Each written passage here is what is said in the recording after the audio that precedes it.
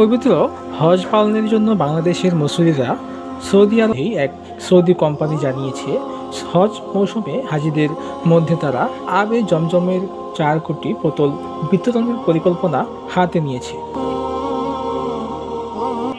বহুগুণে সমৃদ্ধ মহান আল্লাহর পক্ষ থেকে পাওয়া বরকতময় নিয়ামতের পানি জমজম।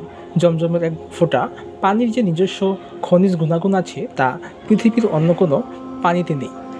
জমজমের পানিতে গুণাগুণ ও উপকারিতার বিষয়টি চিকিৎসা বিজ্ঞানে প্রমাণিত। সৌদি আরবের মক্কায় মসজিদুল হারামের ভেতরে জমজম কূপটি অবস্থিত। মুসল্লিদের কাছে পবিত্র হিসেবে বিবেচিত কাবা ঘরের মাত্র 20 মিনিট দূরে এটির অবস্থান। প্রতি বছর যে লাখ লাখ মুসলিম হজ বা ওমরা পালন করতে সৌদি আরবে যান, তাদের বেশিরভাগই জমজম কূপের পানি নিয়ে দেশে ফিরেন। হজ পালন করে এসেছেন অথচ জমজম কূপের পানি আনেননি এমন মানুষ বেশ বিরল।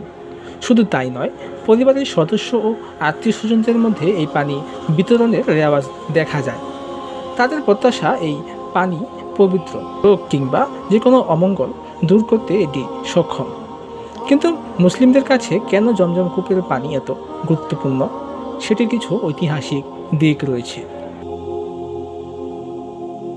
চলুন জেনে নেওয়া যাক সেই দিকগুলো।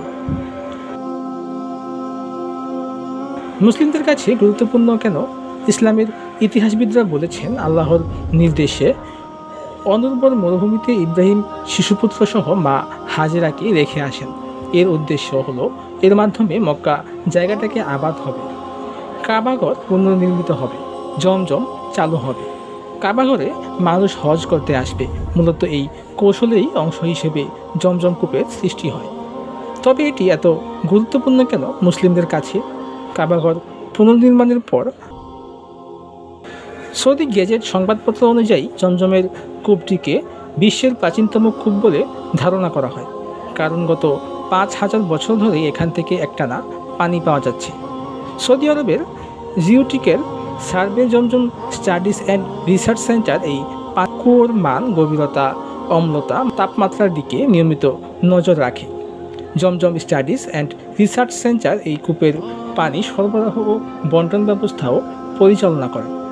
এটি মক্কা ও মদিনায় ফিল্টারিং ও স্টোরেজের প্ল্যানের পাম্প করতে পারে।